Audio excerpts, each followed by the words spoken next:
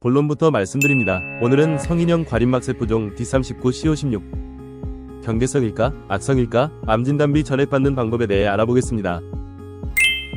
과림막세포종이란 난소에 있는 여포상피에서 발생하는 종양입니다. 이 종양은 여성분들에게 주로 발생하며 성인형과 소아형으로 나뉩니다. 그 중에서도 약 90%가 성인형에 해당해요. 아직 정확한 발병 원인이 밝혀지진 않았지만 주요 원인으로는 호르몬의 불균형과 유전적 요인 등이 꼽히고 있어요. 특히 이 종양은 드물게 발생하기 때문에 초기 증상을 놓치기 쉽습니다. 그래서 정기적인 검진이 굉장히 중요해요. 주요 증상과 진단 과정. 이 질환의 주요 증상은 폐경 여부에 따라 다르게 나타나요. 폐경 전 여성은 불규칙한 월경이나 무월경, 폐경 후 여성은 부정자궁출혈 같은 증상을 경험할 수 있습니다. 이런 증상이 나타나면 병원을 찾아 초음파나 CT 같은 정밀 검사를 진행하게 되죠. 종양이 발견되면 일반적으로 수술적 제거를 진행합니다.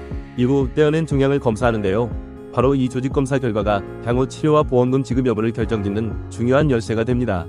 질병분류번호와 보험금의 관계. 조직검사 결과 난소 성인형 과림막세포종은 보통 D39 코드가 적용됩니다. 이 코드가 바로 경계성 종양을 뜻해요. 즉, 암으로 분류되기엔 애매한 상태라는 거죠.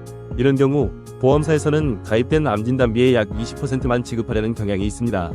쉽게 말해 소외감으로 처리된다는 거예요. 그런데 중요한 건 간혹 CO6 코드가 적용되는 경우도 있다는 점이에요. CO6은 난소암을 의미하는데요. 이 코드가 적용되면 일반암 진단비 전액을 지급받을 가능성이 높아집니다. 하지만 보험사에서는 조직검사 결과를 근거로 여전히 경계성 종양으로 간주하며 고액 진단비 지급을 거부할 수도 있어요. 왜 보험사와 분쟁이 생길까요? 보험사가 암진단비 전액 지급을 꺼리는 이유는 난소 성인형 과림막세포종의 온순한 성격 때문이에요.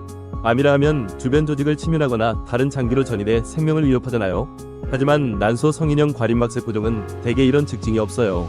수술로 제거하면 치료가 끝나고 항암 치료나 방사선 치료도 필요 없는 경우가 대부분이죠. 보험사 입장에선 이런 종양에 고액의 보험금을 지급할 이유가 없다고 주장하는 거예요. 하지만 우리가 꾸준히 보험료를 납부해온 만큼 정당한 권리를 주장할 근거가 분명히 있다는 사실을 잊지 말아야 합니다. 전문가와 함께라면 결과가 달라집니다. 사실 보험사와의 분쟁은 쉽지 않아요. 질병분류번호가 D39로 나왔다면 보험사에서는 규정상 소외감만 지급 가능하다는 답변을 내놓기 쉽습니다. 하지만 전문가와 함께라면 이야기가 달라질 수 있어요. 조직검사 결과 분석. 보험사가 간과한 세부 내용을 통해 암진단비 지급 가능성을 높일 수 있습니다. 관련 판례 및 해외 자료 활용. 국내뿐 아니라 세계 각국의 의학적 기준과 사례를 근거로 설득력 있는 주장을 펼칠 수 있습니다. 보험약관 심층 분석. 약관에 명시된 모호한 부분을 철저히 검토해 고객의 권리를 보호합니다. 보험금 포기하지 마세요. 마지막으로 강조하고 싶은 건 난소 성인형 과림막세포종처럼 드물고 복잡한 종양일수록 보험 청구 전에 철저히 준비해야 한다는 점이에요. 진단서의 코드만으로 모든 게 끝나는 게 아니에요. 전문가와 함께 꼼꼼히 검토하고 타당한 근거를 제시한다면 정당한 보험금을 받을 가능성이 충분히 있습니다. 꽉잡아 보상과 함께하세요.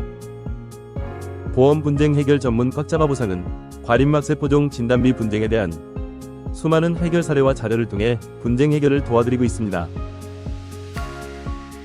단순히 보험사는 안 된다고 주장할 수 있지만 우리에겐 정당한 권리를 지킬 방법이 있습니다.